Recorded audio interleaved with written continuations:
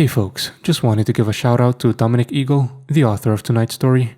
Be sure to go check out his channel, Black Volumes, for more awesome stories. A link will be in the description below.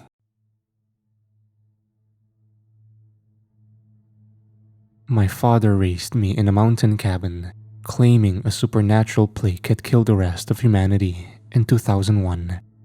I called him a liar after sneaking out and finding civilization. I was wrong, and I shouldn't have gone outside.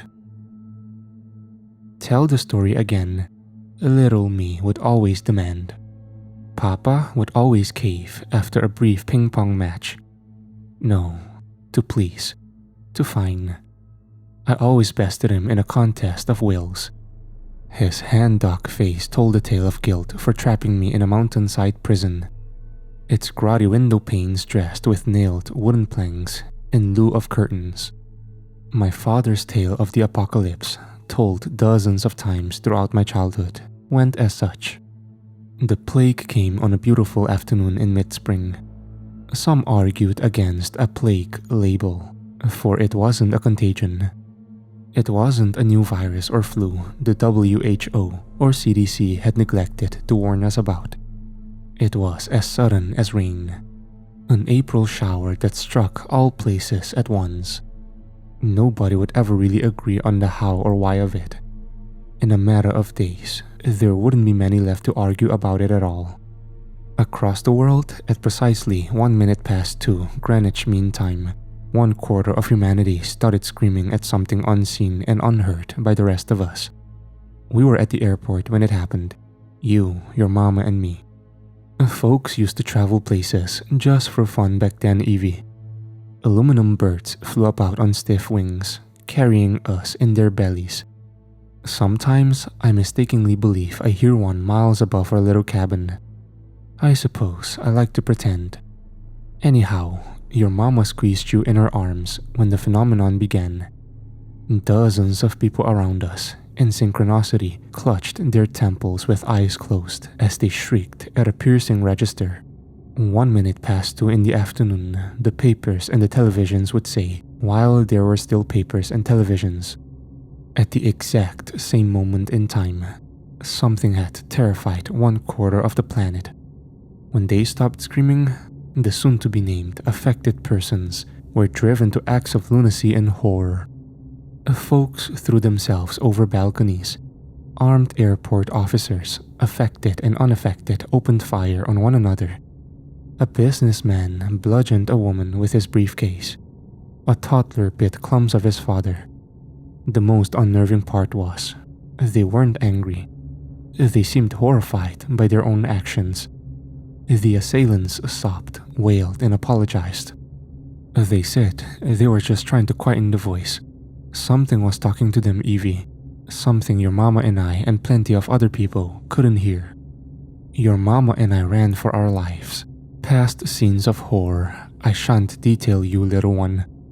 Cars were abandoned on streets. A plane plummeted from the sky. London burned around us as every other city, town and village burned across the globe.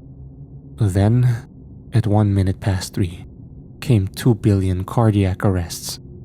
The affected persons died of fright after facing one final horror too great for their hearts to bear. 1/4 of humanity was gone, if not closer to half, given the violent ends met by so many unaffected victims. Many called it a supernatural event, given billions of corroborating stories about the voice torturing affected persons into acts of insanity. But scientists were determined to find a grounded explanation in medicine, technology, or our environment, a virus we didn't yet understand, biological warfare, or even mass psychosis akin to the 1518 dancing plague of Alsace. Even without a conclusive answer, I'm sure the world would have healed in time.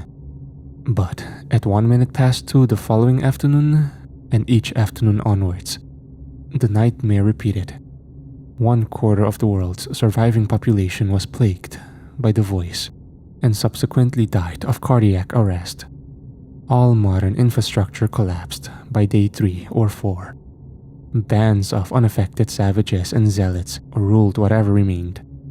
As I said, This was no virus, no matter how diligently scientists try to prove so. There was no quarantining or fleeing from it. It came for all people, no matter where they squirreled away. But that didn't stop you and me from trying. Papa always hesitated painfully at that part of the story. He never told me what happened to Mama, and I never asked. I knew she was gone. I knew it would hurt the two of us if I were to learn how. We fled to the Lake District, to this very hunting cabin. We drove past fires and fights and wreckages, and things I won't ever tell you about, Evie. The last town we passed at the foot of this great mountain was in ruins and entirely devoid of life. That was all the confirmation I needed. The world was over. So I took us on the off-road dirt track up the mountain, expecting that any day, at 1 minute past 2, you and I would be affected by the voice too.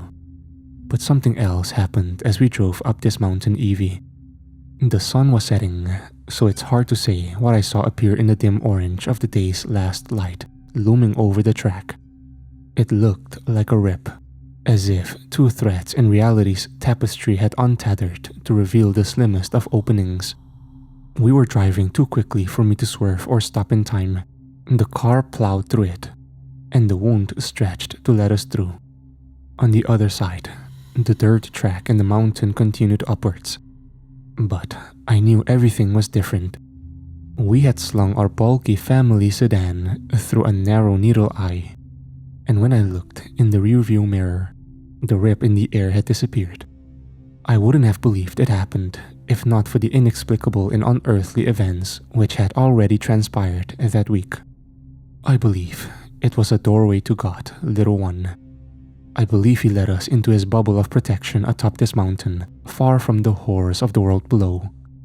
That's why we've lasted these many years without becoming affected. That's why we must respect his blessing. You mustn't ever leave this cabin, Evie. It isn't safe out there. I believed his story for many years, because Papa was the only human being I'd ever known. His worldview was reality to me. But as the years went by and I studied various books by various authors, I was exposed to different ideas and thoughts about reality, and I started to have my doubts. But I doubted everything, which hindered as much as it helped me. I was too frightened to go outside and learn the truth for myself. You see, Papa and I were naturally predisposed to anxiety. We would fret about contamination, morality, and the slightest out-of-place sound from the surrounding trees. My father explained that he had obsessive-compulsive disorder, and he was fairly certain, given its genetic component, I'd inherited it from him. Still, Papa tried to help me overcome my fears. He would tend to the vegetable patch behind the cabin and encourage me to sit on the back porch, watching and learning from him. "See, you're getting to experience the outdoors," he would say, and that did help with my anxiety, with my agoraphobia, among millions of other phobias. In fact, the pendulum swung the other way, which hadn't been my father's plan. As I grew from a child to a teenager, I decided that sniffing a little fresh air under the rear awning wasn't the same as properly going outside. It wasn't the same as freedom. Despite my crippling fears, part of me was curious. I yearned for more than the cabin. And in the summer of 2018, while Papa was tending to the vegetables, I enacted my plan.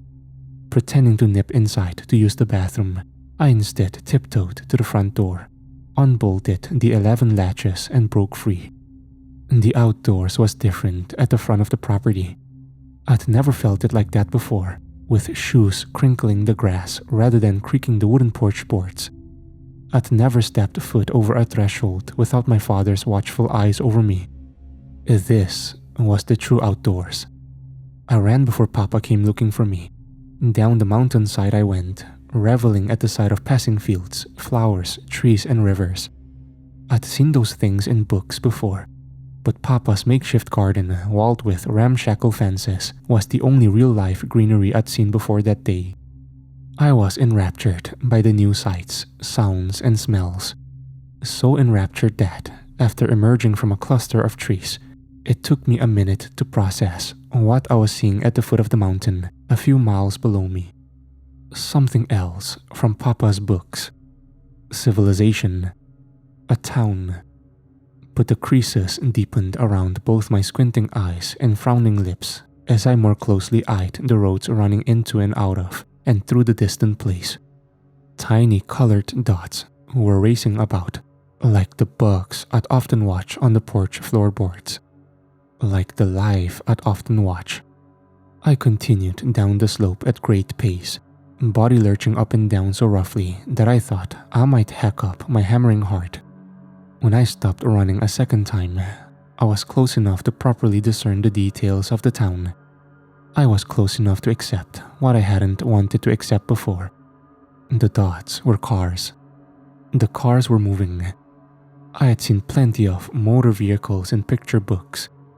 I'd even seen Papa's rusted one intentionally concealed with leaves and shrubbery beside the garden fence so as to deter strangers. There were none in our isolated haven, surrounded by woodland.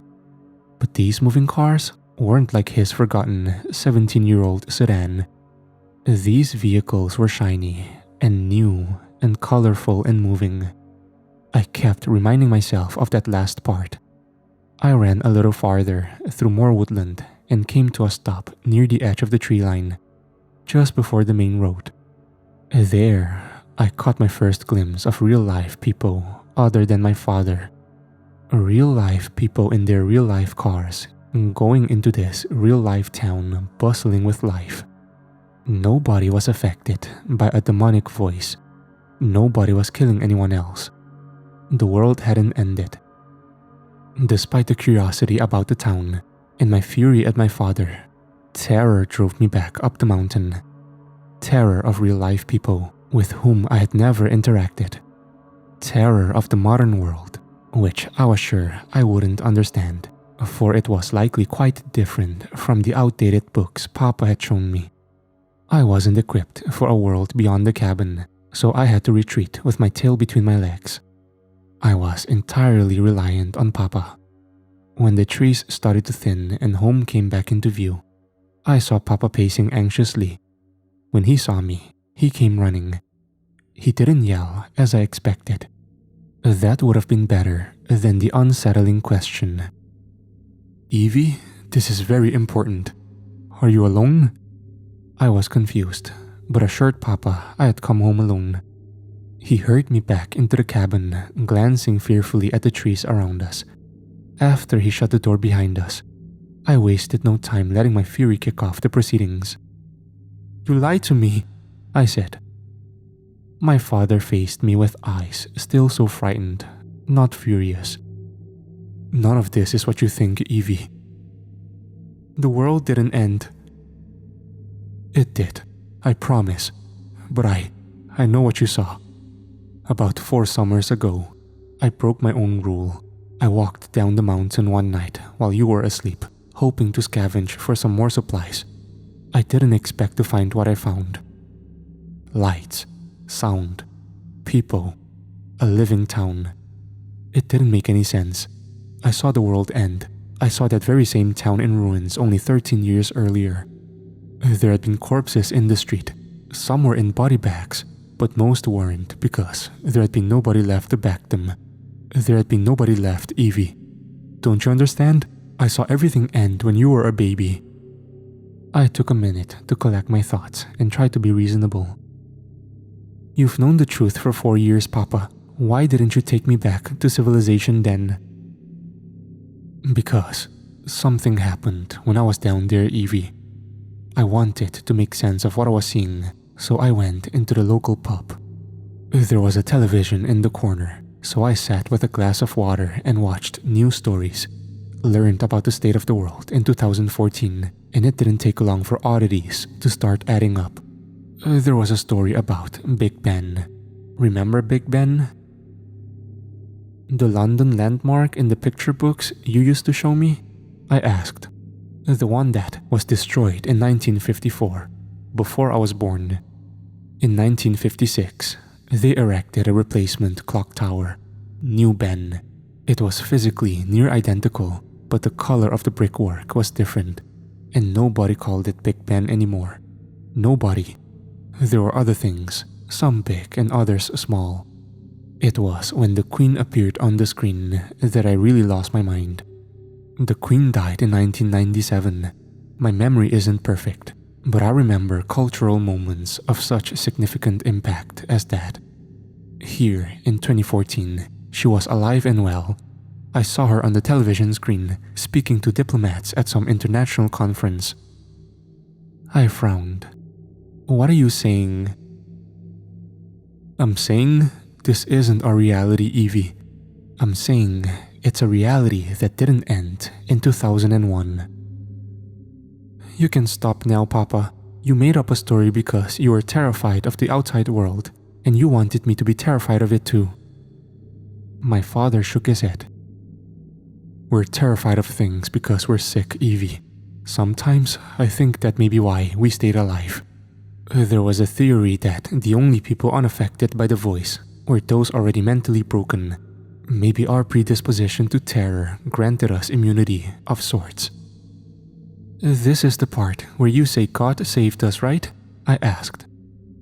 No, I think that opening above the dirt track was a door, Evie. How else do you explain a reality with impossible differences from our own? I'm sure I'd only just begun to see the differences when I got up to leave, but... Papa paused and grew solemn. On my way out of the pub, a man at a nearby table turned to face me with a smile on his face. There you are, he told me. I thought he was drunk, in spite of my gut churning, so I opened the door and got out of there. And then... There you are. I heard those 3 words again, from a woman pushing her pram. My skin grew cold and clammy in a way it hadn't since the days of the phenomenon, so I hurried my pace. As I walked up the streets out of town, I heard those 3 words again and again from strangers with perturbing smiles on their faces, unrelated and unconnected strangers. And when I tried to question a young man who said it, he frowned at me and asked what I was talking about. Something found me, Evie. Something that came through that hole between realities. I think that something might have been the voice. I was sick of Papa and his story of the supernatural at this point, and I told him that I had come across no such people uttering those 3 perturbing words during my visit to town. I stormed upstairs and locked myself in my room. However, when I woke in the early hours of the morning, something was off. Not just the world-shattering revelations of the day. No, I had an instinctive urge to go to my bedroom window. There, I peeped through the gap between 2 of the wooden planks, which had always given me a thin letterbox view of the world outside the cabin. Usually, there was nothing more to see than trees. But this pitch-black morning, a moonlit man. There was a man standing at the edge of the tree line.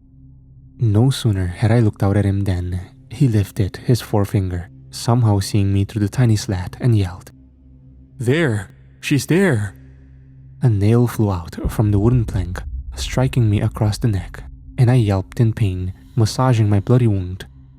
From the thick of the trees came more people, men, women, and even children, about a dozen people, convulsing as if in the throes of a group seizure.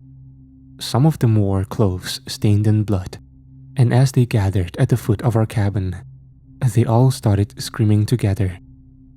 "He's going to hurt everyone, baby, unless we do it," a twitching woman told a child who was bawling. In response, the child simply wailed, "Make it stop! Make the voice stop!" As I whimpered fearfully, my father burst into my bedroom. "We have to go, now!" I leapt to my feet and followed him across the landing. "What's going on? Who are those people?" There was hammering against the front door, and I whimpered in fright as I donned my shoes and coat before following my father to the back of the cabin. With nothing but the clothes on our backs, we crept into the night and the garden. My father quietly opened the gate at the back of the garden, which he had likely not used since building the enclosure 17 years earlier. A voice yelled from the front of the property, "We have to do it, or he'll eat the world. Please, He just needs you to. The last two. You weren't supposed to leave. He needs you to complete himself. Don't make him start all over again." My heart somersaulted. "What are they saying?" "They're affected, Evie," my father interrupted in a whisper as he led me into the trees. 17 years later, and I haven't forgotten. The convulsing, the deranged words. It's here, like I told you. I was still in denial as we stole through the forest, across fields, and away from the mad mob at our door. I didn't have a good explanation for those people and their erratic behavior. Maybe Papa did something to upset the townsfolk 4 years ago, I thought as we dashed down the mountain. Maybe they followed me back up the mountain, finally tracking him down. But there's nothing supernatural going on here. The town was on fire. My father had commented on the smoke rising above the tree line, but I'd barely registered him. My heart had been filling my ears. It was only as we emerged from the forest and saw the town clearly that I processed it. The flames, the flashing red and blue lights, and the distant screams.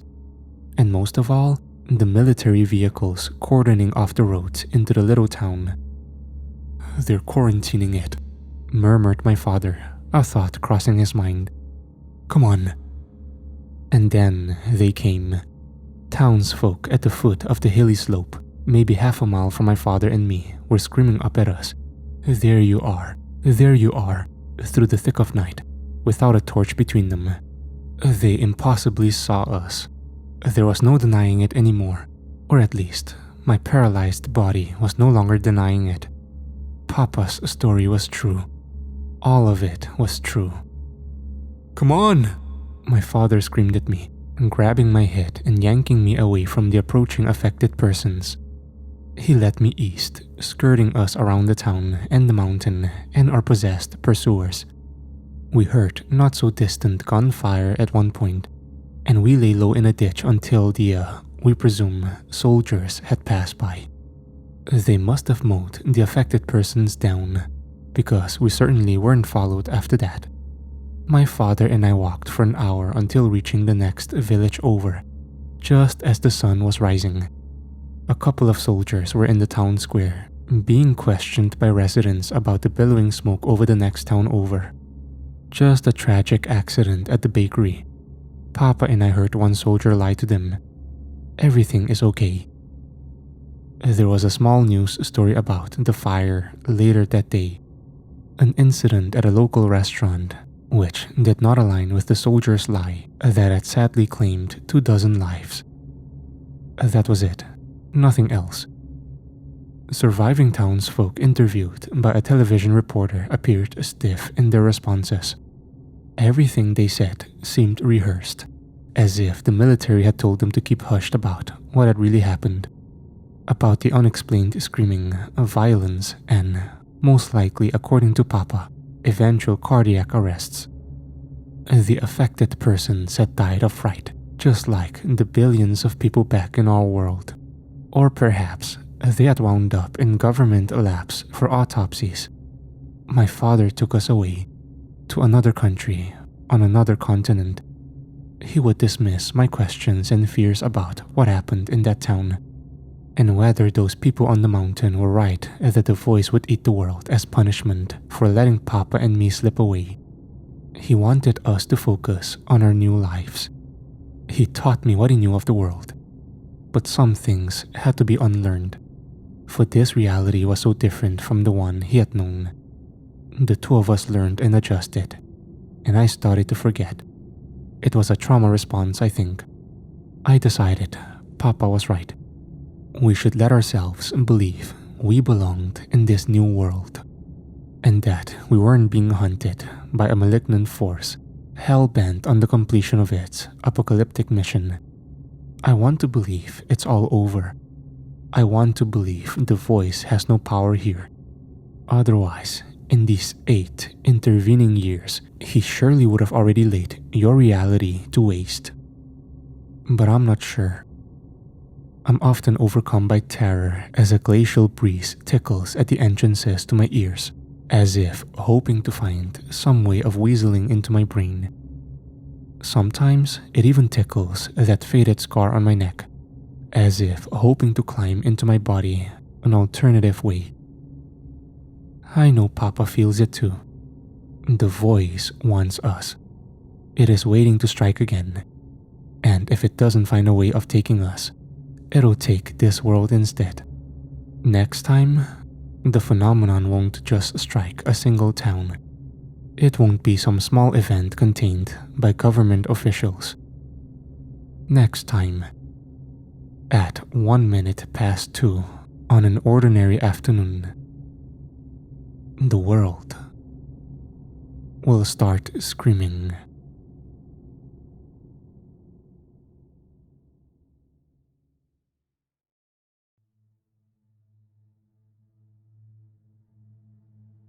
The events of the past week prompted me to share my tale in the first place.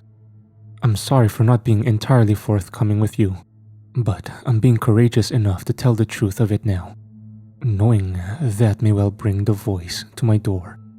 You see, I've just not felt this malicious being in the form of some slight trickling breeze against my ear. I've heard it, I've seen it, I've barely escaped it, yet again with my life. Up until 6 months ago, Papa and I lived in a shanty town several miles from Barcelona, due in part to our meager joint income, but also due to our desire to stay in low-populated areas, as my father never wanted me to be cut off from living in the real world ever again. We just need to get away from the voice, he would say. There is no getting away from it, I would argue back. Fleeing abroad to put distance between us and the mountain wouldn't save us forever. The voice had demonstrated that it could and would hop from vessel to vessel in its tireless pursuit, just waiting for us to rear our heads in the right place at the right time. He wanted to run, and I wanted to hide. Perhaps both our survival mechanisms were flawed. But Papa came around to my way of thinking eventually, on an ordinary day while I was out alone buying medication for him from our local pharmacy. "Is for you?" the pharmacist asked in broken English, though better than my Spanish. "No, for my father," she replied in perfect English. "Don't you mean Papa?" I tightened and looked up to lock eyes with a woman whose tongue had been possessed, like the mountain people from my father's story. I knew this pharmacist, dead-eyed and slack-jawed, was just like them. Not an affected person, but rather an unaware mouthpiece for the voice. My eyes stung, prickled by her gaze as my orifices were prickled by that familiar breeze. The presence of the voice, keen to dig its way under the flesh of my face, then behind the skull, and then into my neural tissue. When I told you about that feeling of a wispy wind, ever close to my father and me, I fibbed a little. I didn't tell you that it had already found us, through the eyes of an innocent Spaniard who was smiling at me unnervingly. She mouthed something silently, encouraging me to read her lips. "There you are." I screamed, turned tail and hurled myself at the exit. "Slow down, little one," she called after me. "Your heart may give out in fright." I ran through the streets, gunning for our little shack at the edge of the town, and ran headlong into an old man who shot his hands up to steady me. I apologized to him profusely, but my eyes met another unyielding face, iced and unmoving, like the fingers gripping my upper arms ever tighter. "Your mama clawed her eyes out when she saw my true form," he said. I let out the pathetic squeak of a snared rabbit, as timid as I was terrified, and struggled to wriggle out from the man's fingers, steel clamps forming bruises on my arms. "Let go of me!" Concerned passers-by looked ready to step in, just as the old man tilted his head to one side and let out a relieved groan, as if exorcising himself of lodged water rather than a demonic puppeteer. My manhandler frowned at me and then at the alarmed strangers around us, seeming entirely unaware that his mouth had only seconds earlier been commandeered by an otherworldly force. But he was aware, I think, that something inexplicable had overcome him. A nearby woman chastised the man in Spanish, and he quickly released my arms, seeming horrified to find out that he had assaulted me at all. "Lo siento," he said, But I was already scarpering for my life. I ran the rest of my way home, burst through the front door and yelled at my father. Yelled because I needed to yell at someone or something, I think. I roared at him about what had happened, and his face turned every shade of grief, finally accepting on the soft pitch of acceptance, of steadiness and dependability and crisis mode. "Pack your things," said Papa. I felt a wave of relief that he was finally listening to me. "We need help. We won't be able to run from this forever. We'll talk about that once we're away from here. Right now, just pack your things." "I know, I will. I've been reading stories about people who claim to have seen another reality. Some of their stories align with yours, Papa. People claim all sorts of things. We're not going to seek out sick people, Evie. But at least one of them might be telling the truth, don't you think?" I protested. "There's a group in the Himalayas who slipped into a ruined version of their village. That might have been our world." "We're not going to the Himalayas, Evie. We're going to Venice." I knew why he wanted to go there. "No." "Don't you want to be with your family, Evie? Your Nonna and Nono?" "That's not our family, Papa. And even if they exist in this reality, which they might not, don't you think that's the last place we should go? The voice will find us there." I argued many more points, but my father didn't listen, so we flew out to Italy. I wasn't going to abandon him after all. We were each other's entire world. I just prayed that once Papa had seen this alternate version of his parents in Venice, he would have closure, so we could go back into hiding. The irony wasn't lost on me.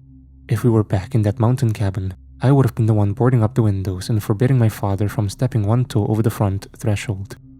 We strolled down my father's childhood street, which he said looked much the same in this reality, and that seemed to give him hope. He came to a stop in the road outside a 3-storied Venetian apartment block of limestone bricks and wrought iron balconies, pointing up at the 3rd floor where his parents lived in our reality. But his attention was grabbed by a car parked on the curb outside. It wasn't a car we recognized, but the two of us walked over to it, all the same, as if cosmically drawn to it. On the back seat was a cardigan and 2 water bottles stood in the front cup holders. "Do you think?" he began. In more cosmically coincidental timing, chattering came from the lobby of the building, and I instinctively took hold of my father's arm, pulling him down the road and behind the corner of a nearby shop. I knew somehow who would emerge. There were 5, all in all. The elderly man and woman were recognizable as Papa's parents from photographs he had shown me back in the cabin. The other 3 were recognizable in a far more nauseating sense. A graying man in his late 40s sported hair and stubble both well trimmed, but the face underneath was unmistakable. It was a duplicate of my father, who was trembling beside me as we picked out from the back alley. Next to parallel Papa was a woman in her mid-20s. It was like looking into a mirror, if said mirror had its cracks stuffed with epoxy resin and the grime scrubbed away.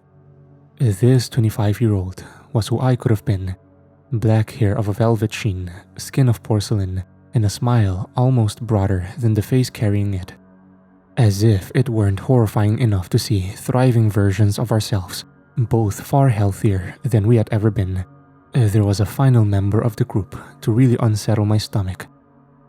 This middle-aged woman laughed with her head backwards, long glossy hair tossing about. Shimmering strands of gray swam along the blonde like eels down a sun-kissed stream. The beginnings of crow's feet, shallow as printed in water-lapped sand, framed her eyes. I scrutinized these many details until my eyes and mind and heart hurt. This woman was older than the one in the photographs my father had shown me, but she was the same, in an alternate sense. "Laura," murmured my father. "Mama." I saw other Evie go stiff and start to twist her head around as if sensing us. I pulled my father out of sight, fully behind the wall of the shop. "We shouldn't be here," I said. He wept. "And why should we suffer for that? We didn't choose to slip into another world, Evie. The voice did this to us. We deserve happiness." "We have happiness," I said, a voice hoarse as I stemmed my own tears. "You, Mom, and me, the 3 of us in this world, are happy here. It took some coaxing, but I convinced my father to retreat back to the hotel before we ran into our other selves. But as the days went by, it became obvious that my father didn't, in fact, gain any closure from seeing our parallel family. Days turned into weeks, and we moved out from the hotel, settling in a small apartment at the edge of the city. I got a job as a shop assistant, resigning myself to this new life in Italy. I could see my father felt shame for trapping me again. I wasn't a little girl anymore.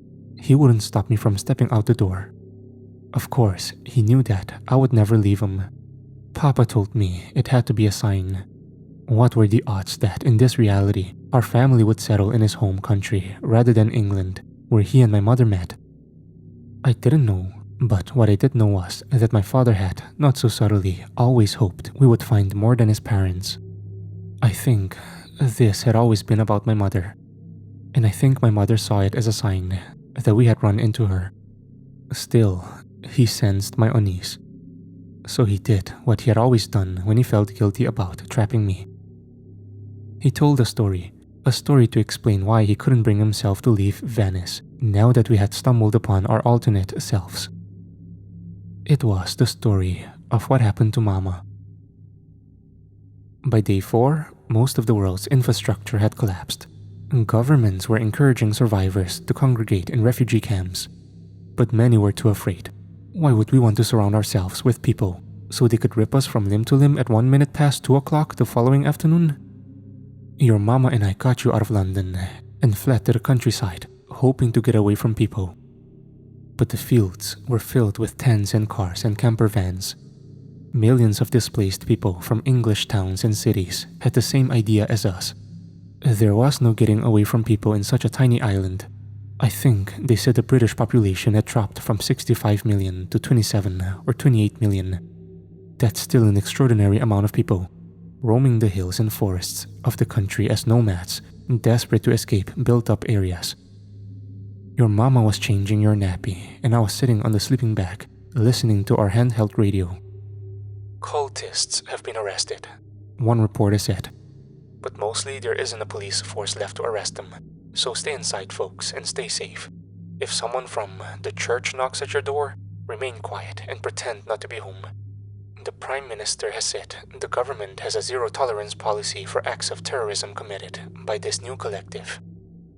"Terrifying times, Stanley," said another reporter. "Everyone's lost their damn minds." "Well, is it fair to blame them? I mean, any scientists left who haven't run home to be with their families simply don't have a viable explanation, nor do intelligence agencies or governments or anyone who promised they'd have this sorted out by now. It does feel like the rapture, an end to humanity with no scientific basis. Just look at the data. Oh, here we go again. No, come on, David. Look at the data collected over the past 3 days. The math doesn't lie. On day 1, a global population of nearly 8 billion people was reduced to somewhere around 6 billion. On day 2, 6 billion people became 4.5 billion. On day 3, 4.5 billion became 3.375 billion. The numbers are starting to hurt my head, Stan. Sorry, but the statisticians of the world are putting it quite simply. Every day, 25% of survivors are dying of fright. Yes, okay, figures are fudged a little by exacerbating factors. Nuclear war in America claimed millions of additional lives. Violent affected persons are bludgeoning unaffected persons to death every day. Cultists from the church are taking matters into their own hands and slaughtering people by the thousands. But for the most part, the statistic seems to hold true. 1/4 of anyone who's alive on Earth on any given day will die. Enough, Stanley. Enough. I know you don't have anyone to lose, but some of us do. Some of us have lost already. Nearly lost everyone we care about. I'm only here as a courtesy to you and people listening at home. Sorry, David. It's okay. I don't know how much longer I'll be able to do this with you. We have to carry on as long as possible, David. What else is there to do? Yes, doctors have managed to keep some affected patients alive through the use of copious sedatives. Maybe that's the future of what remains of humanity. But what manner of life is that? Being drugged into a near comatose state just to avoid dying of a fright-induced heart attack. No thank you. I'd rather leave this mortal coil screaming into the night than shamble out like a zombie for days, or weeks, or however long those final human beings might have before the diazepam runs out. Both options sound like hell, Stanley. Maybe we should just end it now. The time's nearly upon us. Don't say things like that, David. Our listeners still expect a degree of professionalism and decorum. Sorry. But you're right. The time is nearly upon us. It's 2 o'clock exactly, by my watch. 2 o'clock on the sunny afternoon of April the 7th, 2001.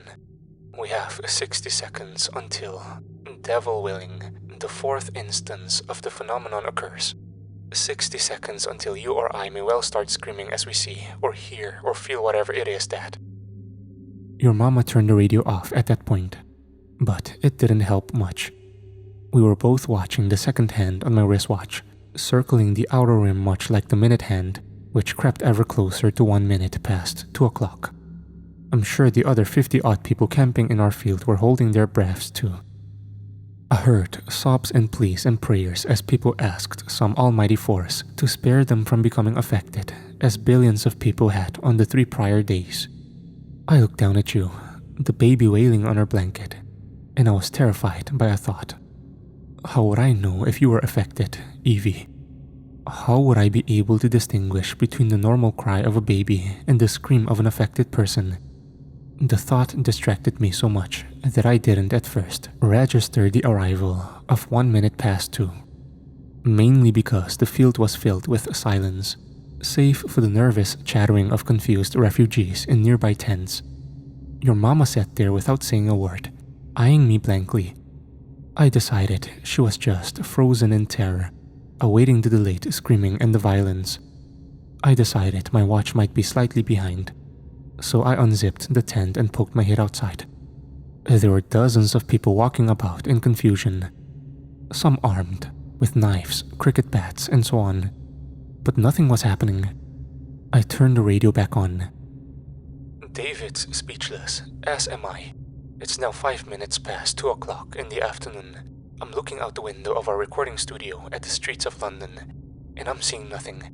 For 3 days, we've watched affected persons pour out of their homes, in defiance of martial law, committing acts of violence. Today, nothing. Peace and quiet. My co-presenter doesn't seem to have anything to say on the matter. Are you okay, David? Stunned, I imagine. Understandable. I suppose we don't have to worry about the church after all. It's over. It's finally over. I've never told you about the church, Evie, have I? It was a terrible movement spread throughout internet forums and word of mouth. A new religion built not on worship of the voice, but fear of it. They came about following reports about scientists and doctors succeeding in saving the lives of some affected persons via sedation. The church claimed these scientists were preventing the voice from taking the souls it desired, thus invoking the voice's wrath. Churchmen argued that the phenomenon would have ended already had it not been for reckless experts defying this higher being's will. Word of the cult spread during the first and second day of the phenomenon.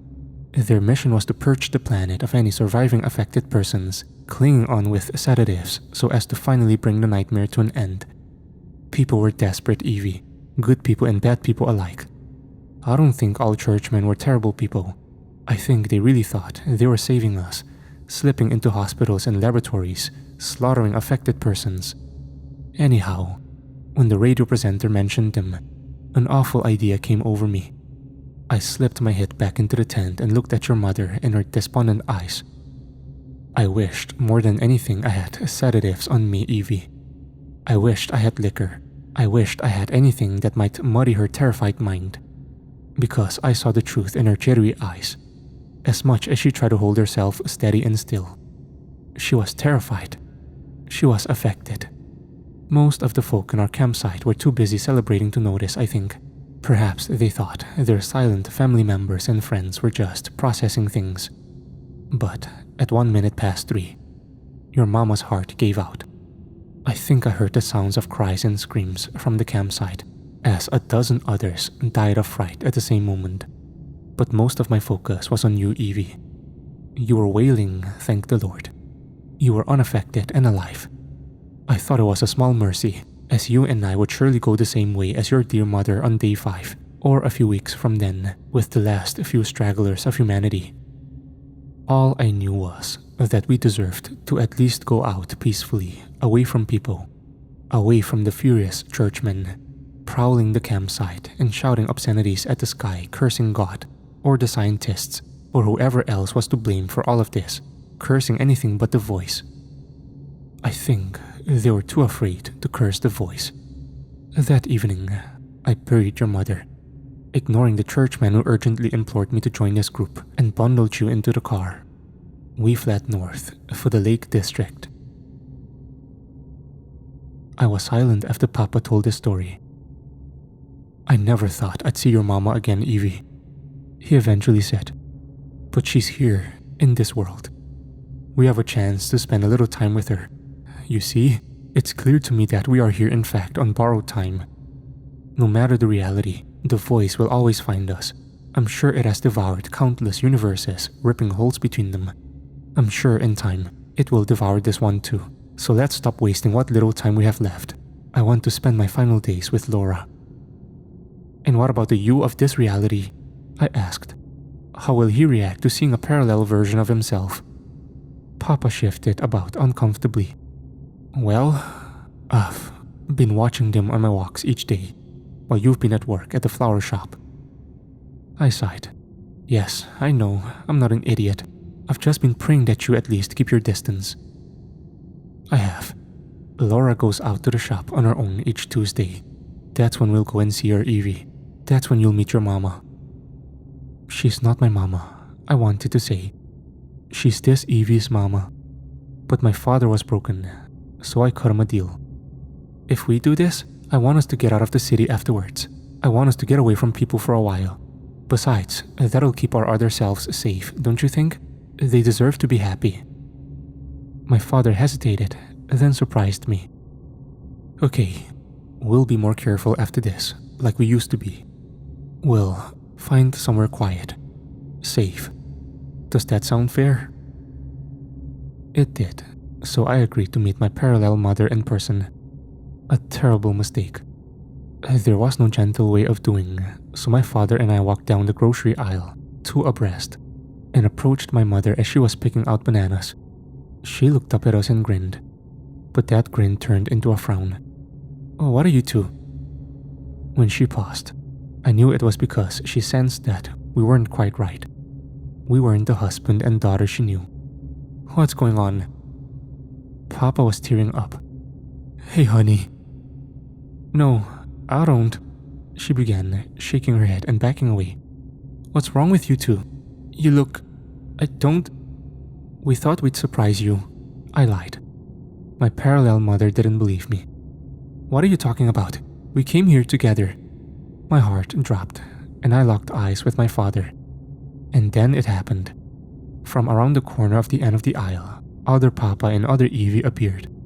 They stopped dead in their tracks, eyes wide in a standoff with our mother in the middle. What the... started other Evie, accent and inflections and everything different from my own. Her mother snapped her head between the two sets of her husband and daughter, and she let out a series of horrified gasps before dropping her basket of groceries to the tiles. My father lifted his hands, likely working up to some ham-fisted explanation, but he never got the chance, because that familiarly glacial wind swept across the tiny shore. I looked about us, frowning as I realized that we were the only customers there. Nothing felt right about this. Every Tuesday, Laura came to that shop alone. Papa had been certain of that. Yet on this day, the day that my father and I happened to introduce ourselves to this parallel version of my mother, the parallel versions of Papa and me just so happened to be there. This all felt wrong. Too coincidental. Too orchestrated. Papa? I started to say. Then came two of the most awful screeches I'd ever heard. It sounded as if there were more screeches coming from all around us. But I thought nothing of that at the time. The other Papa and other Evie clamped their hands to the sides of their temples, closed their eyes, and let out held shrieks.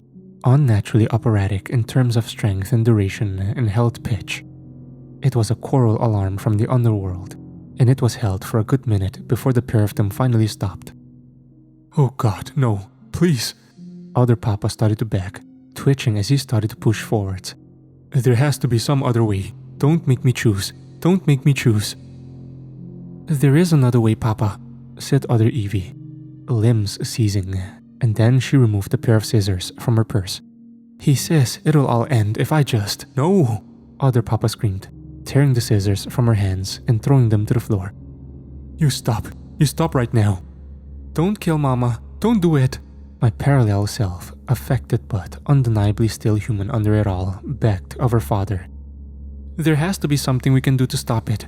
He says he'll spare you if I just do this one little thing," said other Papa, hyperventilating. Then he let go of his daughter's arms and turned his attention to his wife. "I'm sorry, Laura. I have to. "Papa?" I said, tugging at my father's sleeve. "We need to get out of here." He shook his head at me. "Not without her. Laura, sweetie, you have to come with us." My father stepped towards his parallel wife, who was still facing her affected loved ones. "Laura, please, just..." She turned to face us, and she was wearing the most horrid smile on her face, as if the corners of her lips were dancing at the behest of marionette strings. Papa and I knew just by looking at her what had happened. She wasn't affected. It was worse in a way, because she was no longer there at all, not even under the surface. She was just a vessel for the voice to speak its mind. And that meant my father didn't even get to say goodbye to her. "It was so easy," she said to us with the utmost derision. Their happy little minds were like putty, ripe for fear, ripe to do my bidding. "Laura?" my papa began as I tugged at his sleeve, trying to pull him backwards. "Laura, I love you." "This isn't your Laura, old man. Your Laura is burning in a dark void with me for all eternity," said the voice through my parallel mother's lips. "Just like all Lauras and all Evies in all realities, forevermore." And then other Papa wrapped his hands around his wife's throat and began to strangle her as she laughed. Or rather, the voice laughed, for he had entirely possessed her very being. My father sobbed and I slapped his face, possessed by a terror like no other as I watched other Evie, twitching all about the place, eyeing us with a look of perplexed fury.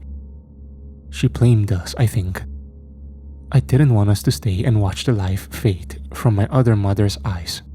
And I didn't want my father to see that either. I wanted us to run. I wanted us to live. "Papa!" I screamed, more urgently, yanking at his sleeve again. This time, he came with me, and we turned our backs to the scene of horror as other Papa killed other Mama. As the parallel version of myself pursued us down the aisle, I saw a twitching grocery attendant, a teenage boy, blocking the automatic doors.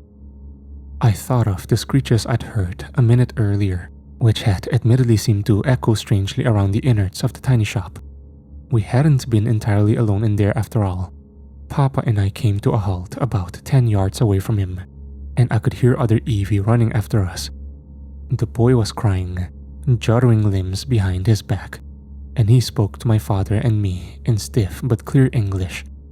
"He say you burn now, or you burn in the after place. This way better. I'm sorry." He revealed his hands and hurled an incendiary device at us. A burning rack of cloth was stuffed into a bottle of liquor, and when it hit the floor, a few yards away from us, the glass smashed and the liquid inferno spread. It caught the nearby shelves of birthday cards and spread from there to all that would catch flame. My father and I backed away from the spreading inferno, and then came hands around my front, pulling me backwards. I tumbled to the ground and found myself facing that previously perfect mirror of myself. No longer did other Evie look beautiful and pristine and porcelain. She was crazed in the eyes, body twitching as the voice showed her or told her whatever it might have been that succeeded in driving affected persons to such acts of insanity. She wasn't angry after all, I realized. It was as Papa had always told me. The affected were scared, and that was, I think, what made her so terrifying.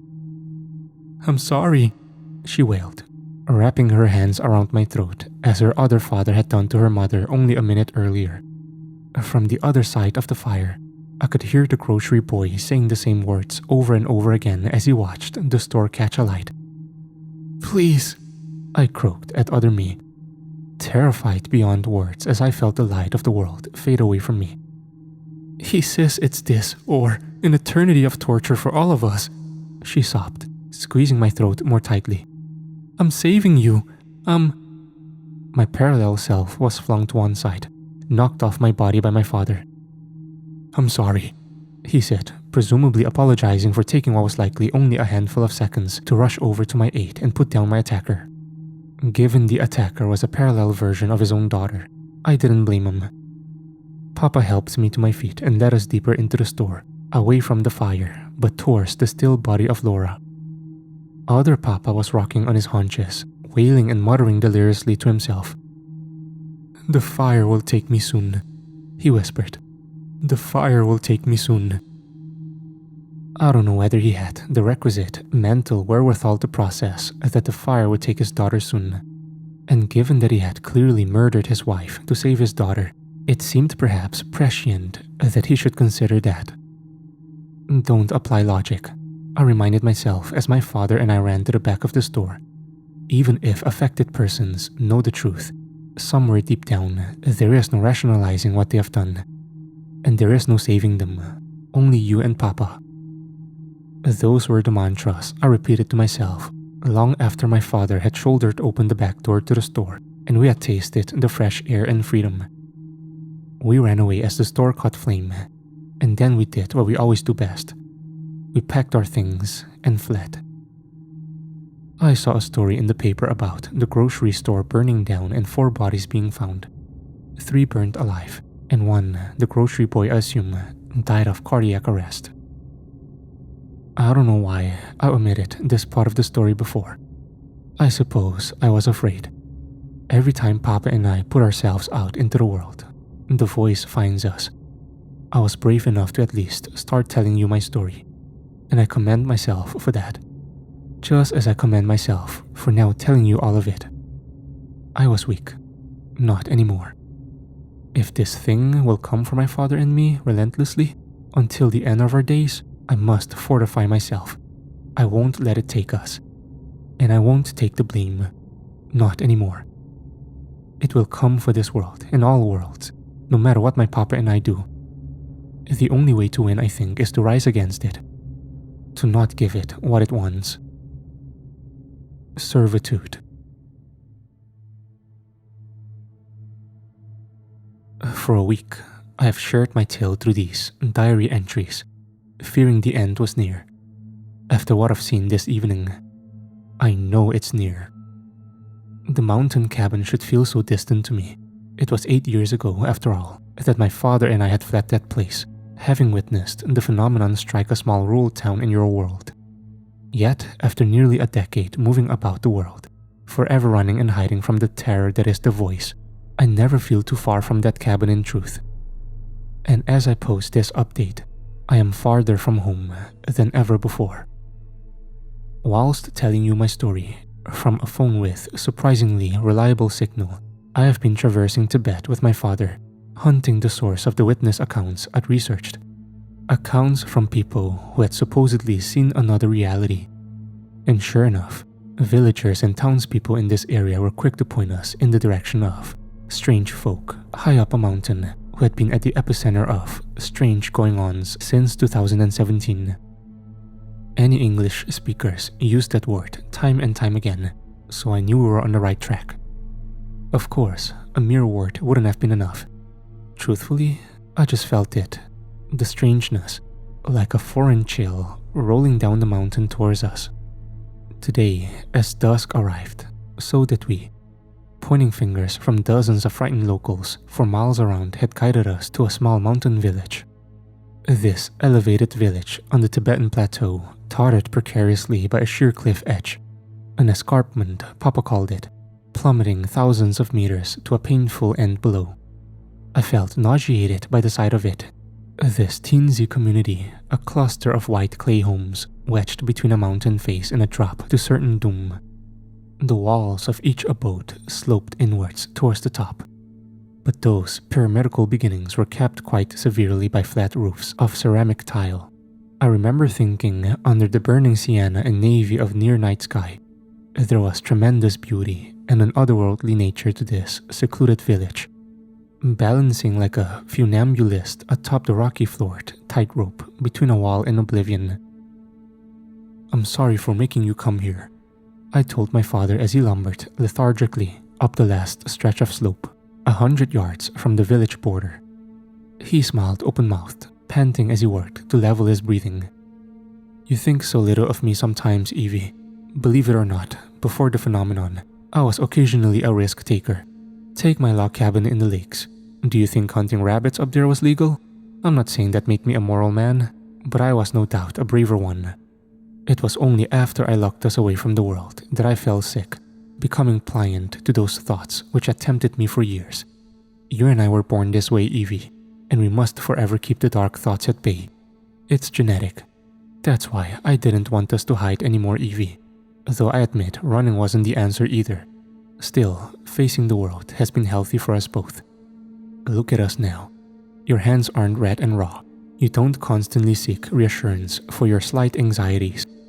We're better than we were in the mountain cabin, or the shack, or that tiny rural home outside Venice. I think we both understand now, wouldn't you say? We see that we need to fortify our minds against the voice, which will only happen if we muster the courage to face it." I needed to hear those words from my father, more than I knew at the time, for the village that lay ahead harbored truths and horrors not found in even the worst of my nightmares. As we strode up the first of the uphill streets between the packed houses, we met plenty of friendly-faced villagers, but spoke too little Tibetan to be understood. It took perhaps 5 minutes for us to stumble upon a young man, little more than a teenager who spoke English. "Hello," he said. "You American?" The man was garbed less traditionally than most other villagers, but looked just as suited to the frigid climate with his fleece coat. Still, this was certainly a youngster who had ventured beyond the confined borders of the isolated village, as evidenced by his bilingual tongue. I wore a look of disgust at the insinuation. No, British."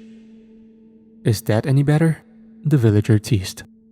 "I'm Italian," said Papa firmly, seeming to take umbrage at the young man's tone. The young man smiled. "Sorry, joke." My father managed a disingenuous smile, remaining a plateau unto himself with shoulders elevated tensely. "We're just tired." "Not used to the mountain?" asked the villager. I chuckled.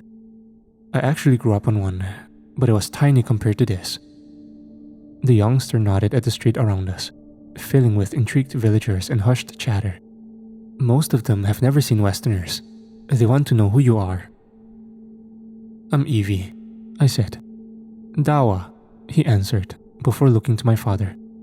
Papa spoke gruffly. "Rapoto." Dawa smiled. "Rapoto and Evie, father and daughter?" I nodded. "What's brought you up this high?" asked Dawa. "Hiking?" "Curiosity," I said. Dawa's shine dulled a little with that, seeming to read quite deeply into that single word, and his eyes hurriedly but tentatively hopscotched across the faces of the surrounding villagers. "Let's go indoors. I'll take you to my ama, my mother. It's nearly night, and it gets cold quickly." Papa and I agreed, though we exchanged glances just as uncertain as the one Dawa had cast about him. The young man led us up narrow streets, snaking through those little clay houses, and I was grateful when he opened the door to a house not quite on the cliff edge. I hadn't realized I was so afraid of heights until my father and I had made the excursion up the mountain. Ama was a little old lady with gray hair and a striking red tunic, pottering about in the kitchen, midway through making dinner when her son brought 2 strangers home. They had a somewhat heated discussion in Tibetan. I understood her distrust of Papa and me, and perhaps she wore such a sour face because she was annoyed about suddenly having to cook for 4 people. We don't want to put your mother out, I told Dawa as he seated us around a modest dining table in the living area. We have food in our bags. Dawa held his hands up, seeming almost insulted. My mother wants to cook for you. She was just caught off guard at me bringing home guests. It has been a long time for her. The man, now seeming more like a boy in the shadow of her stern-faced mother, spoke to her apologetically again. I could tell that much from the tone. Her scrunched-up face unfolded a little, but still looked a little unsure, and I realized I'd misread her expression. She hadn't looked angry, much like Dawa in the street only minutes earlier. She'd looked afraid. Afraid of us, or something else? That I did not know. Dawa smiled softly at me. See, she is happy with me again. All is well. Is that the saying? That's right, said Papa. Your English is better than our Tibetan. Dawa laughed and shrugged. I do not speak Italian. You do not speak Lhasa Tibetan. I don't speak either, I said with a smile, and the young man gave me one back, so I felt courageous enough to start prodding. Dawa, my father and I came here because I'd read things about this area. Strange things happen here, don't they? He frowned. You reporters? Sure, I said. Dawa's eyes narrowed. No, you're not reporters. Papa cut in. We're just curious, as my daughter said, about the things we've read. We just have questions. Why would you travel across the world just to ask about?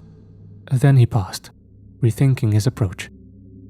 I do not know what you have read or heard from other people in the area. I realized I had to gain his trust, so I admitted the truth Papa and I had been guarding. We've seen it too, Dawa. The gateway, the doorway, the opening, the whatever you call it between worlds. Do any of those words translate for you? By the sudden broadening of his eyes, I could tell my words had translated perfectly. Dawa knew what I was talking about. Papa tensed a little, evidently wishing I hadn't been so candid, but I had shifted something in Dawa's expression, shifted his willingness, I think, to be candid in return. The doorways, he said. I nodded. Yes, well, the doorway. Dawa shook his head. Doorways. Maybe you don't understand, I said with a frown. I understand, he said. There is more than one door. A pause filled the abyssal wake of that revelation. I wanted to cling to denial, hoping something had been lost in translation. But Dawa continued.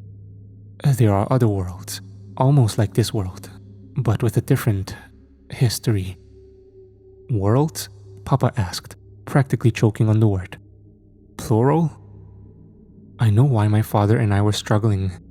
We'd spent so many years struggling to come to terms with the concept of there being this reality and our reality. Two parallel universes. It was enough to unravel one's mind.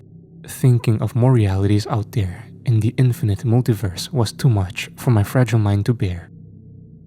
Described these doorways, I said hoarsely. Dawa picked up the bread knife on the table, motioning as if slicing through the air with it.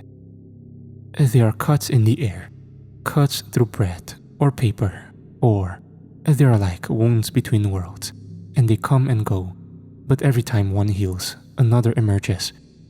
God is forever fixing one, only for the devil to create another. The devil, I pondered. The voice? Could it be? I wondered whether that force, defying the laws of nature, had torn holes between realities. That had always been my theory as to why a doorway had opened up on the dirt track for my father all those years ago. He had always called it God, but I had inwardly called it chance. When you say other worlds, Dawa, do you mean you have seen more than one other reality out there? I asked. Of course, he said, nodding at the front door. There is a doorway out there right now.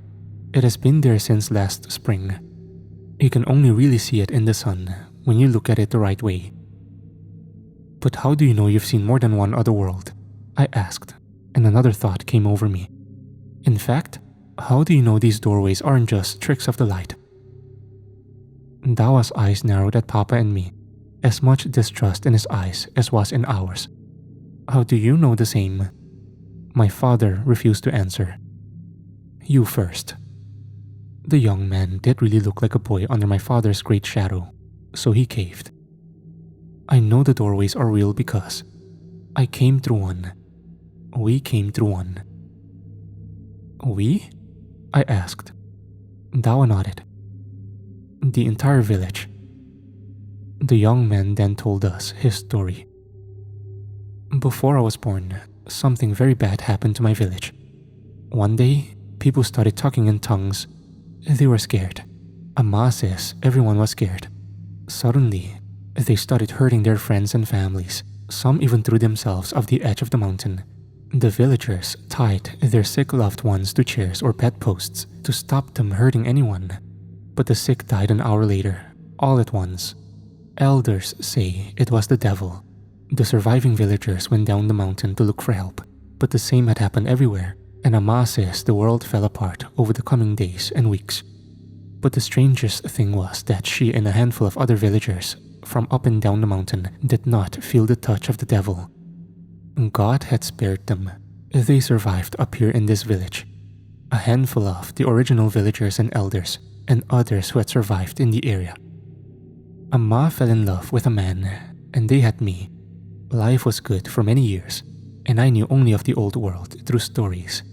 But my world did not seem so bad. Then, all that changed. 9 years ago, when I was just a boy of 9 myself, it happened. Villagers saw a strange flash of light in the air at the heart of the village, and panic set in. We peered through this doorway to find faces peering back at us from the other side. Faces from another version of our village. The village of your world, Rapoto and Evie. For some hours, nobody on either side of the doorway dared step near it. But the number of curious faces on your side were multiplying. There must have been about 70 or 80 people there, as opposed to 40 on our side. The village was as populated as it had been in the old days, of which my Amma often spoke.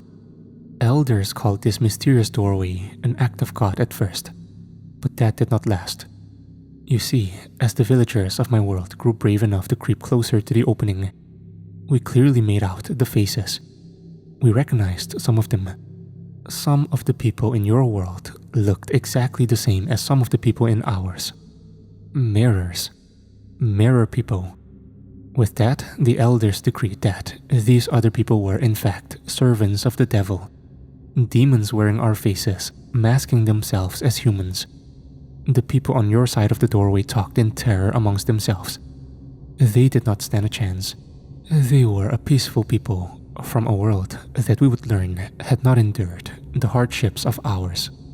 My villagers armed themselves and stormed through the doorway, and I, along with the weak and old, followed timidly at the rear. I still have nightmares about that day. The villagers of my reality killed the mirror people in your reality.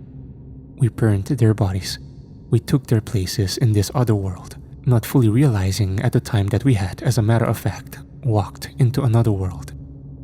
It was only after scavengers trekked down the mountain a week later that we learned the truth. They returned to our village with stories of a world that had come back to life. Villages and towns and cities that were suddenly full of people again. More demons wearing masks, the elders would say, but villagers disagreed. Many of them went out exploring, building relations and trading with other villagers and townspeople lower down the mountain.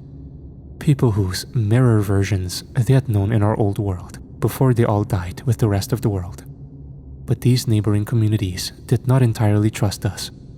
Some of them had known the original villagers, and I think they sensed that we, though many of us bore the same faces as them, were different somehow.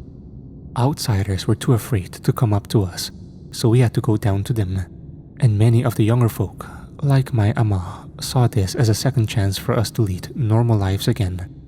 She sent me down to the city to study at school, then university. I learned of a world with an entirely different history to the one I had been taught in the village. The elders would squabble amongst themselves. I was a trusty boy, they would say, but this had to be a trick from the devil. I just think They couldn't live with the guilt of realizing they had slaughtered people, not demons, when we first entered this world. They had slaughtered other versions of themselves. Amma would tell me that she and I had no mirror selves when we arrived in the village, and she was grateful for that. She never had to live with seeing my corpse or hers. That brings us to today, years later. Life is not always stable for us, but we survive. We see more and more of the doorways as the years go by, however, always coming and going, as I said. Sometimes villagers say and do weird things. People whisper about the devil coming back for us. I do not know about that, but I do know it is curious that you two are here now. Why are you here, Rapoto and Evie? Have you really seen a door between worlds? We've more than seen it, I said. Evie? Warns my father. But I finished. Dawa, we come from another world too. The young man smiled, eyes welling as much as mine. I knew it. I felt it. Don't tell the others, Papa said. Not after the story you've just told. They'll call us demons and kill us too. They're not all bad, sir, insisted Dawa. They are just, I know what they are. My father snapped. I come from the same world as you. Do you? Asked Dawa. Like I said, there are many worlds. The devil has ravaged many of them. The newest doorway reveals a sky of ash over the mountains. The sky did not look that way in the world I left behind. Some villagers have become sick recently, and I think the air has swept in this poisoned ash from another world. Radiation sickness. I've been reading about it at the city library.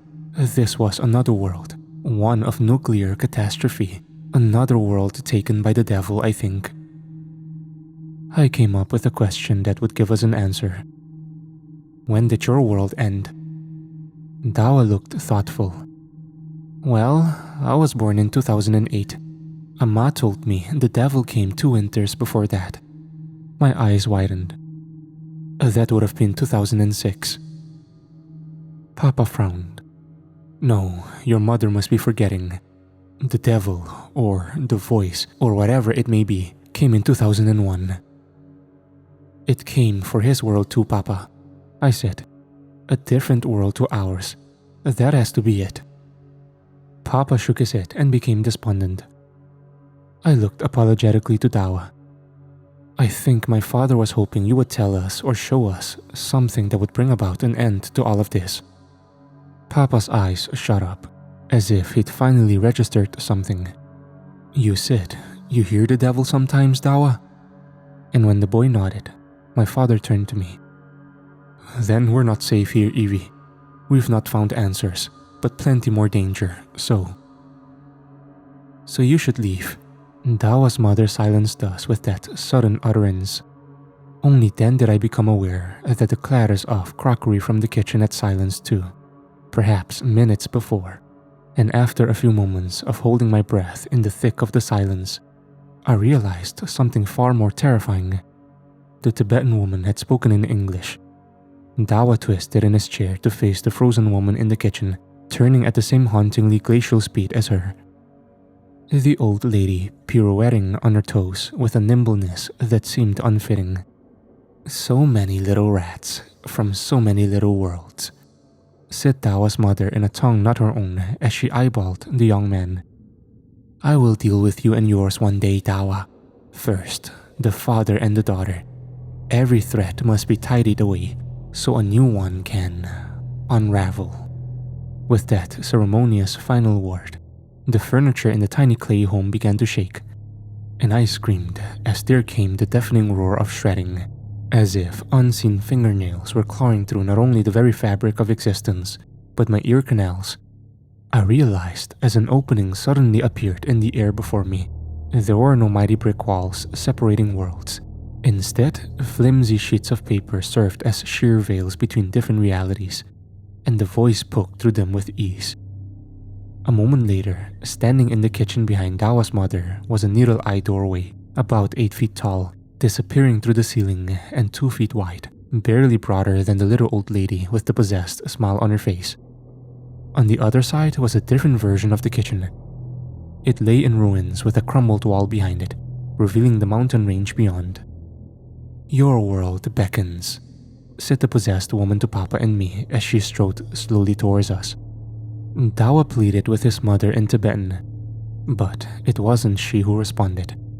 The voice, exerting its influence on the very air around us, pulled Dawa from his chair, suspended him above the table, and then flung him, a discarded toy, into the side wall of the living area. The horror of the voice's power stunned me as ever, and afterwards, it was my turn to scream. An unseen force, that of at least 10 men, plucked my body from its seat and hurled it, ragdoll that it must have been, at the far wall of the living room, where my crown connected with something sharp. The back of my hair grew damp with blood, and my blurry eyes grew damp with tears.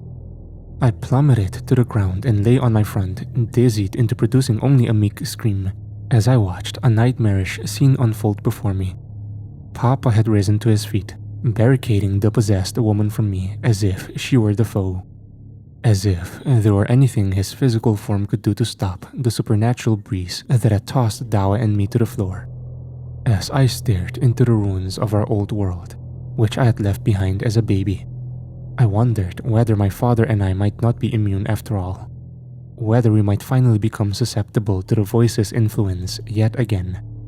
Perhaps that thought was planted in my head, or perhaps it was a coincidence. Either way, there followed a piercing scream, and it didn't come from the other world, visible through that unholy doorway. It came from the man before me. "Papa?" My father clutched his temples, shrieking as he wrestled with some force, or thought, or sight, or sound beyond an unaffected person's comprehension. Dawa's mother giggled deliriously, but there were tears coming from her eyes, from the real woman whose vessel had been commandeered by the voice. I was no more than a paralyzed pup, whimpering pathetically as I cowered against the dining table and watched my father hold that impossibly long scream for a minute. "Papa?" I tried once he had fallen silent. My father wouldn't meet my eyes as he convulsed, and he clutched the sides of his head as he started to shout, "I won't do it! Go away!" He stopped as if overcome by an instantaneous and fully formed idea.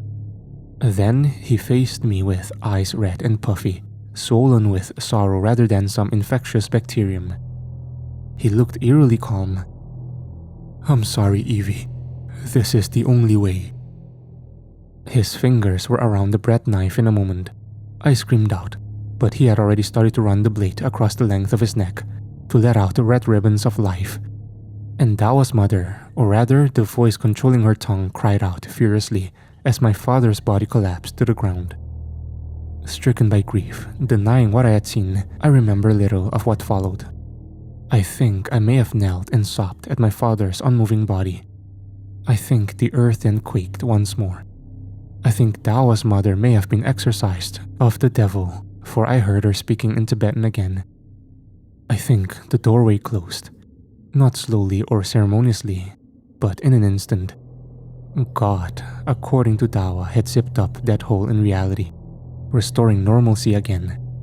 I turned back into my surroundings when there came screams from outside, and I felt Dawa rattling me urgently by the arms. "Get up," he yelled. "Get up!" I started to squirm as he escorted his mother and me to the door, not wanting to leave my father's corpse behind in that growing puddle of blood. But I was only half there, limbs and mind too flimsy to put up a fight, as Dawa barged open the front door, pulling the three of us out into Bedlam. There stood in the street more of those needle-eye openings, more of those doorways revealing alternate versions of the mountain village. Maybe about 3 or 4 dotted about the narrow and short street. And from those openings, there emerged confused villagers from other worlds, no doubt left in ruins by the voice. More mirror people, as Dawa called them. Like Dawa's community of displaced villagers, these mirror selves reacted with extreme prejudice at the sight of their own faces on the clones dotted throughout the village, clearly believing they were staring into some demonic reflection. Villagers from each of the realities tore one another limb from limb, Atrocities were committed, not by affected persons, but by the unaffected of fallen worlds. Those led astray by years of living in fear, questioning and doubting every last shadow. Everything was the devil to them. And why wouldn't it be? They had witnessed a being of seeming omnipotence annihilate their worlds, stopping billions of hearts with fright. These survivors from countless realities who had endured the voice, the devil, and seen its trickeries in various forms, believed these demonic mirror people to be a new trickery, and that was the insidious irony of it all. The voice's true trickery was to simply open the floodgates and let the villagers kill themselves. I wondered why he had not done as such long ago, but the answer seemed clear. This was him expending, most likely, the fullest extent of his power in a fit of fury at Papa. My father had not served him as instructed. Whatever the voice had asked him to do, my brave Papa had chosen instead to take his own life. Perhaps, I considered, that was the same of all the affected persons who had taken their lives in all of the affected worlds, rather than do the voice's bidding. Perhaps you're saying that, to give yourself hope, came a less hopeful thought. The mountain streets were paved with still corpses and still twitching half-corpses.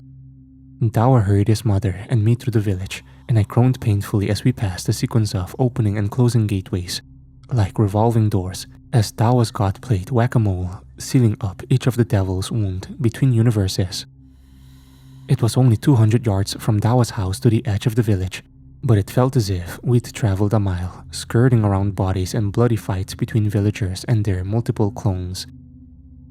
We survived through sheer luck, I think, though I do recall Dawa wafting a dagger of his own at any would-be assailants coming too close to us. My memory is hazy, not only from the grief, but the migraine that worsened as we walked through the town. It got no better as we reached the border. At first, I blamed the bloody wound at the back of my head, but it wasn't that. We walked through the night as the screams and the opening shutting doorways died out behind us, and my headache alleviated somewhat. But I felt different. I felt changed. When we reached a town near the foot of the mountain, Dawa got us situated at a hotel, and I started to make sense of my surroundings again. "Evie?" he pressed. "Evie, you look bad. You are in shock, I think." I was, but that wasn't the problem either. There were new memories in my head. Memories of a life I'd never lived. Something had slipped out of another reality and into me. There should never have been a headlong collision of half a dozen or more parallel universes at variance with one another. It had muddied the natural way of things. Don't ask me to explain the human soul or brain, because I have no answers. All I know is something horrifying happened, but it may have given me an idea to finally end all of this. I have the memories of a parallel Evie in my mind. No, you're not losing your marbles. I suppose I'm being a little facetious with the title of this post, given I'm about to tell you the story of another Evie before telling you mine. In fairness, however, these alternate memories are now so entrenched in my mind, lost among the loudly rustling thicket of my own, that other Evie and I often feel indistinguishable. Make no mistake, that is no beautiful thing. Two timelines coexisting in my thoughts, which were not quiet to begin with, is a horror beyond any earthly minds were built to withstand. Another consequence of that unearthly voice, charging its way through realities in a rage. Nevertheless, thanks to such a bombardment of noise in the way of new memories, other Evie has half distracted me from my grief. Instead, I am reflecting on hers. I want to talk about what I have learned from other Evie. It may buy me and all of you a little more time. That is all any of us dream of having in the end, isn't it? Just a little room to breathe? Whatever the case, however this ends, it ends for me here. This is my final post, and I am telling it from my true home, Papa's mountain cabin. Before I tell you the ending of my story, I shall tell you about the ending of other Evie in another version of this world. Evie worked across Africa as a doctor, tending to the sick across borders. It was a bittersweet snapshot of what I could have been, what I became in another life. Living vicariously through this Evie, with her wonderful life, was so intoxicating that I almost refrained from sifting through her many memories. I wanted to stop early because I had glimpsed what would come next. On an ordinary day in May of 2023, as Evie tended to the sick in Morocco, the phenomenon struck. Screams and violence and bloodshed. You know the tale by now, no matter the reality in question. The voice takes 25% day in and out. Evie and the surviving doctors tried to get out of the country, but airports were shut down, ports were closed, and roads were barricaded. Stories from her friends and family back home in England and Italy told similar stories. On day 3, having holed up in a hotel, Evie received a call from her mother, who told her to be at a specific dock on the north coast by nightfall. She made it to the rendezvous point with ease, given there were few soldiers and civil servants left manning the barricades. Most had died of heart attacks or scarpered back to their families. Her mother arrived in a small yacht labeled Isabel, coming to her daughter's rescue after 3 days stranded in the still raging inferno of the city. Laura looked so like the beautiful woman I had already seen in your reality, though with a little more ruggedness to her features. She fastened the ropes to the cleat for what would be a brief berthing at the dock and ushered her daughter hurriedly on board. As the woman and her mother set sail, fleeing the mainland before the unexplained violence reared its ugly head for a third time, it struck me that I was purposefully avoiding some of Evie's pre-phenomenon memories. There was no Papa, because he had died in a car accident when she was very little. Of course, I had buried that. I was already shouldering my own grief, so doubling the load would have been too great an ask. Evie and her mother sailed only a few miles from the coastline, diligently listening to radio broadcasts from crumbling countries throughout Europe. Evie suggested they go ashore, to the British refugee camp, as they still had friends and family back home. Her mother refused, saying it wasn't safe to be around people, as any human being at 1 minute past 2 on any given day could be next. Sure, agreed Evie, but that includes you or me. Her mother nodded, passing a small but sufficient rigging knife to her daughter, and that was the end of that conversation. For days at sea, Evie and her mother would hold their breaths at that fateful time each day. The radio broadcasts became fewer and farther between, manned mostly by surviving civilians. There were no studios or governments or authority figures to whom Evie could cling, and I felt her growing anxiety at that fact. But she dealt with it well, and I was bewildered by this. The other I was so much better at handling these fearsome intrusive thoughts and urges to seek reassurance or avoidance or whatever else would reduce her anxiety. On each day, 25% of humanity's remaining sum would die of inexplicable fright, and that figure did not include the deaths of unaffected persons. Experts estimated the human race would be extinct by the end of August. However, days turned into weeks and weeks into months, quicker than Evie or her mother had expected. August came and went, then September, then October. The hadn't become affected, and they weren't the only lucky sons of guns. Survivors on radio stations were speaking gleefully of the phenomenon's end, talking about how folks weren't dying anymore and welcoming people to their camps. By December, fearing the colder weather and suspecting they might not survive on their meager diet of cod and treated water, Evie's mother tentatively agreed to return to land. She and her daughter settled in that British refugee camp around the Midlands. That could have been the end of their story, for they spent 2 years living a somewhat safe and normal life. However, in the winter of 2025, the phenomenon returned. The voice was driven, this time purely by wrath. It sought to finally claim all those stubborn little unaffected souls who had been immune to its decrees.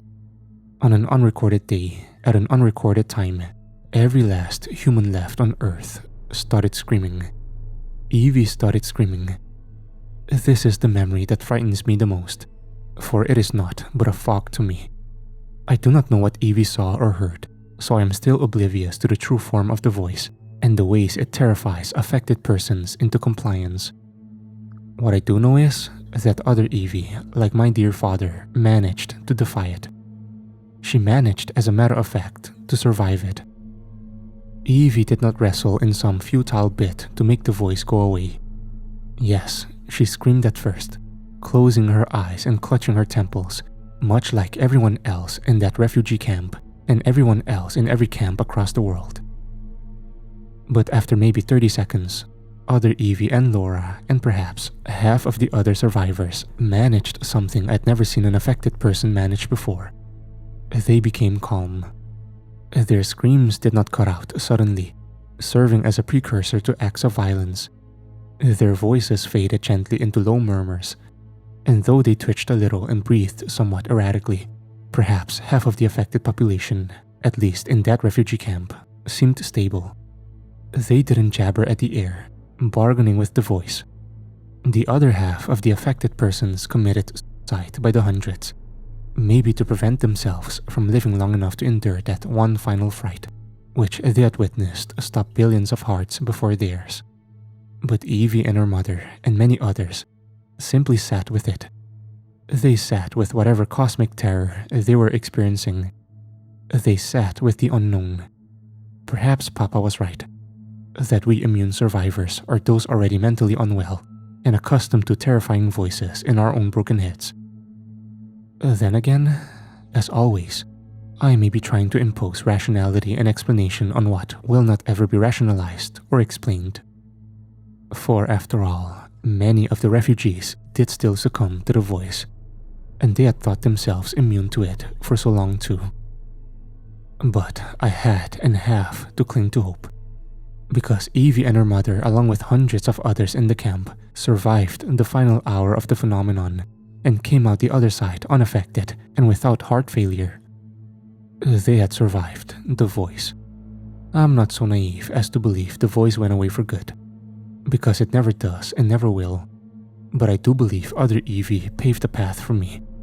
I keep thinking of the nightmares threatened by the voice spoke in the mountain village. It spoke of completing its mission by dealing with Papa and me, then dealing with Dawa and the last of his group. I believe, and I may be wrong, that the voice burned through endless worlds, expecting to consume all realities without any resistance. However, having instead met with humanity's stubborn endurance, it now seeks to clean up all loose threads from its existing conquests before moving on. It is blinded by a sort of tunnel-visioned indignation at a handful of rats from certain realities who have not bent to its will. Maybe more are out there than just Dawa, his mother, and me. I certainly hope so. My point is this: what if your world survives as long as I survive? And this comes from an obsessive-compulsive woman who knows she shouldn't entertain what-ifs. Obviously, I know I will die one day, but I'm not talking about conquering death himself. I'm talking about conquering death via the voice's influence. My father already did that, but he's gone now. And if I go too, the voice will move on to its next conquest. I told Dawa my thoughts based on the things I saw through other Evie's eyes, and he wasn't so sure. He said we could have all died up in the mountain village, when the voice tore apart different worlds and caused them to converge. He argued that the devil was all-powerful, but I pointed out that we were still standing. Dawa implored me to stay, but I was set on a plan, so I told him to remember what I told him about other Evie. I told him we had to fortify ourselves against the voice, because it would come back for all of us. The longer we could deny and delay the voice's power over us, perhaps until we die of old age and the voice finally moves on, the longer we could save this reality from its influence. Maybe. Many maybes, said Dawa. Then he eyed me with curiosity. You care a lot for a world that is not your world. I smiled. It is my world, Dawa. It's the only one I've ever known. I left the boy and his mother with a wave and a faux smile. Then I booked out a flight to England with the last of my savings. Today, I landed in the midst of a storm. The voice's tempest, kicking about rain and huffing gusts of disapproving wind. I pushed onwards nonetheless, telling the rather nervous taxi driver to take me up to an eerie little mountain town I had not seen in 8 years. "Are you sure, miss?" the driver asked. "Weather's pretty bad up there today." "I'm sure." "Right, hope you've got somewhere indoors to be." I looked out the windshield and up the mountain as I handed him some change. "I do." The weather was dreadful, so I wasn't surprised to find the streets mostly empty, save for a few stragglers hurrying to get out of the rain. Still, there was more to the emptiness of the place than that. The mountain town was to my eyes still reeling from the events 8 years earlier. I'd seen that look in the taxi driver's eyes. I'd booked him for the next town over, so I wondered whether he'd heard things about what happened here. Secrets the villagers weren't supposed to share. Maybe they weren't ever scared of the men in suits who told them to keep quiet, I considered as I wandered to the town square and the taxi drove away. Maybe they kept quiet about what they'd seen because they were terrified of whatever had affected their loved ones.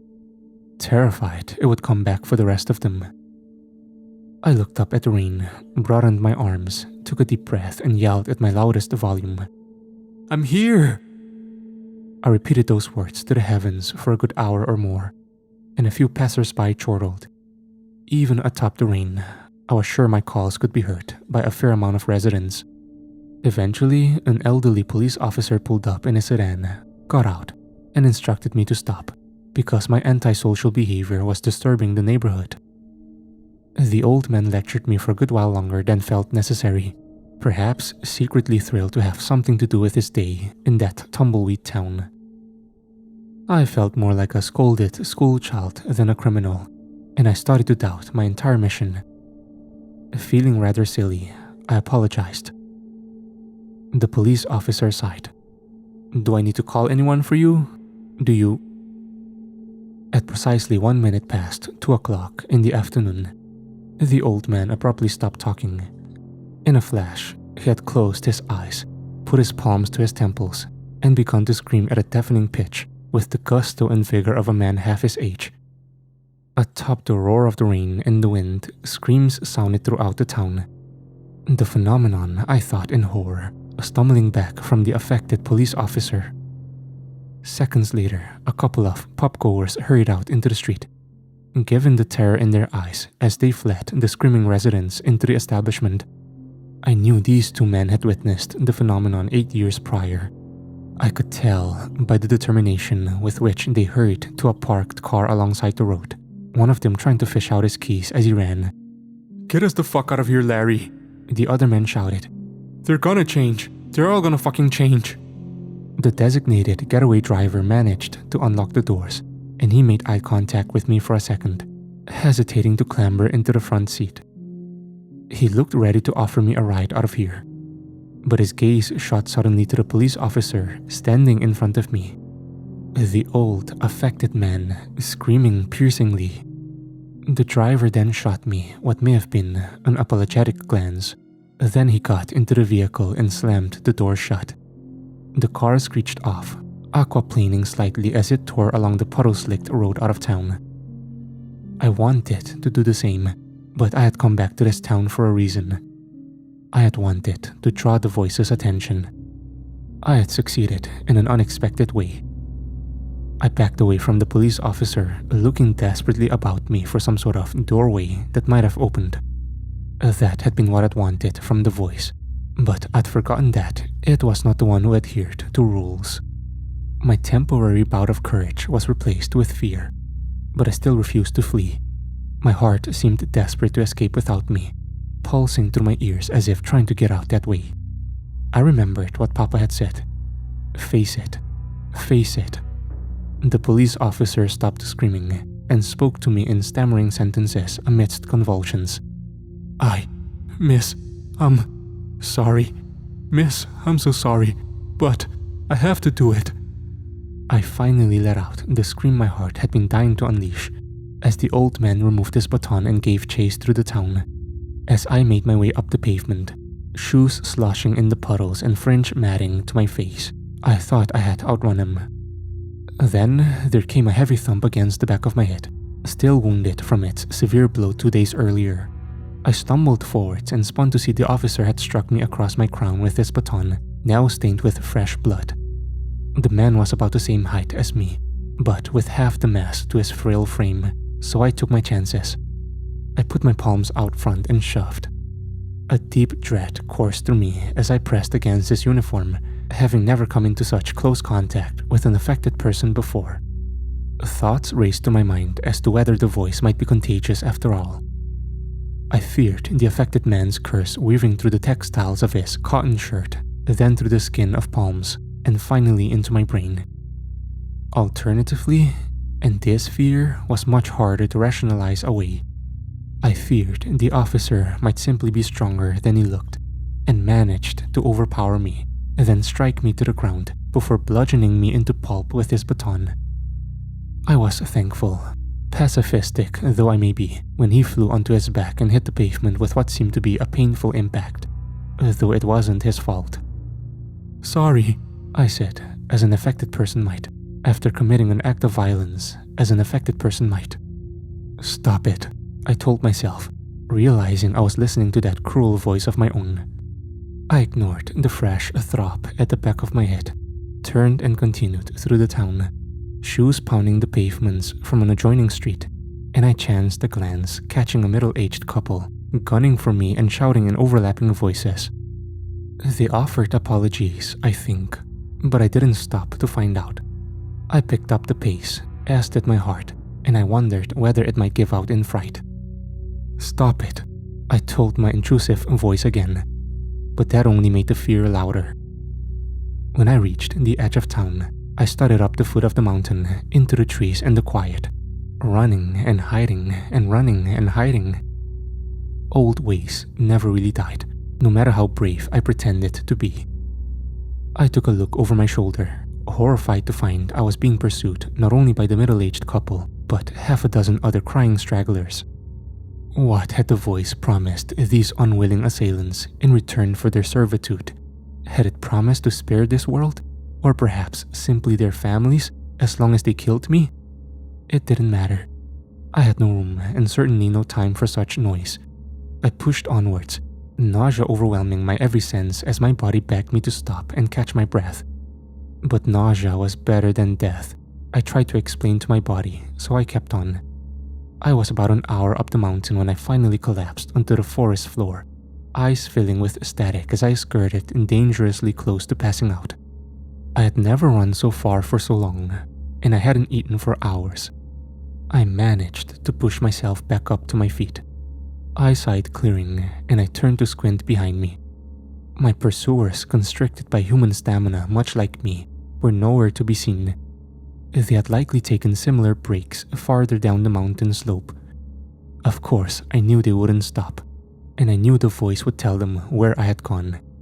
I turned back to the uphill route ahead, through the forest, and continued for another few hours at a much slower pace, still cripplingly winded. Then emerged a welcome and long-forgotten sight. Papa's log cabin. Its front wall was overdressed in green trellises of moss and vines and tattooed with graffiti. I was shocked on two counts, that my father hadn't sold the place, and that someone had clearly stumbled upon it since we moved away. I wondered what my father would have done if someone had stumbled upon us during those first 14 years, before he realized the world, this one, hadn't ended. Would he have gone for a shotgun and put them down on sight? I was surprised he had kept up the lie at all after visiting the town, as a matter of fact. He must have known that there was a chance some unwitting hiker could pass by. I had to assume he was always on alert, praying the voice wouldn't find us through the eyes of some passing human. We were fortunate, or unfortunate, depending on how one views my tale.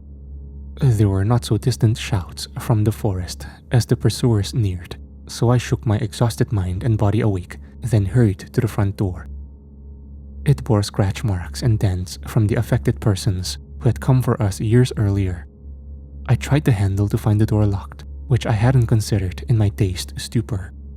I remembered we had left the back door open in our great hurry to escape, so I circled the back of the cabin, went in through the rear gate, also still open from our escape, and found myself face to face with the door swinging in the breeze. Revealed were the forebodingly dark innards of the cabin, and I was disheartened to find myself feeling unwelcome in the place I had once called home. It might have been in those 8 interim years left to the designs of wild foxes or a squatter responsible for defacing the front of the property, but the yells from the forest terrified me into action. I had to hide. I stepped into the unlit cabin, then hurried to lock the back door behind me. The interior punked of damp and rot and rang with the skitters of small rodents, but my fists unclenched a little as I realized there sounded no heavy clunks of large wildlife. Sunlight worked through the rot-forged holes and slats between wooden planks still nailed to the windows, and tears stung my eyes. I realized the cabin had always been my home. Without Papa, it was a coffin. Another prophetic thought, I decided. Startled by the shapes suddenly moving outside in the setting sun, visible through the slight openings over the windows, the convulsing runners came up to the front of the property and pounded on the front door, just as their affected friends and neighbors had done all those years ago. "Evie!" one affected woman yelled from the other side. "Evie, please, we have to do it. Just come out, Evie." I squeezed my eyes together, willed myself to brave just once, and yelled back, "I'm ready to go to my real home." The affected woman said nothing, likely having no idea what I meant, and she and her cohort continued rattling the door in its hinges to an excessive degree. It was then I realized everything was rattling to an excessive degree, just as it had in Dawa's home, half the world away. The ground was shaking. The air was quaking. A needle-eye doorway was cut through reality to reveal on the other side a hunting cabin decorated with vines and moss throughout its visible interior. This was the cabin Papa had intended to be our great retreat from civilization 25 years ago, before we had slipped into another reality.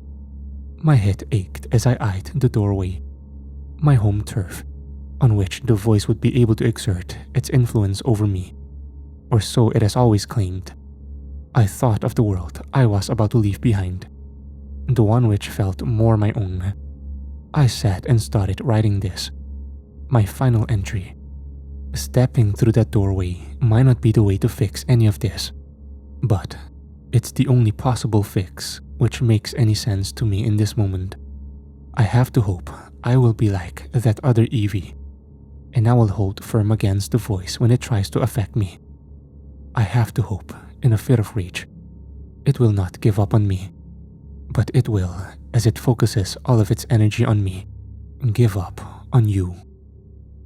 Maybe I'll last years as the last human in that dead world, or maybe I'll last months or weeks or days or hours. Whatever the case, I'll use the lessons my father taught, not only in terms of growing food, but in terms of facing my fears. I like to envision myself as an old woman who has distracted the voice for a long time, sparing Dawa and his mother, and all of you, and everyone in every reality. The voice will forever angrily buzz about me, trying to worm its way back in for the rest of my miserable days in that little hovel, however few or many they may be. But it will be distracted. That is what I tell myself. It gives me courage to do what I have always needed to do, and it denies the voice a little. I want him to forever be denied by all of us, by the stubborn rats he so loathes. We must enrage the voice. We must weaken the voice. It cannot die, but I will do my damnedest to trap it here until my end. I will, once I have posted this final entry, leave my phone on the dining table, walk through the doorway, and finally learn the truth of being affected. I will learn what terrifying cosmic truth killed billions in countless realities with a fright too great to bear. I want to say the voice will never return for you, but it will. So when it does, do not wrestle. Face it.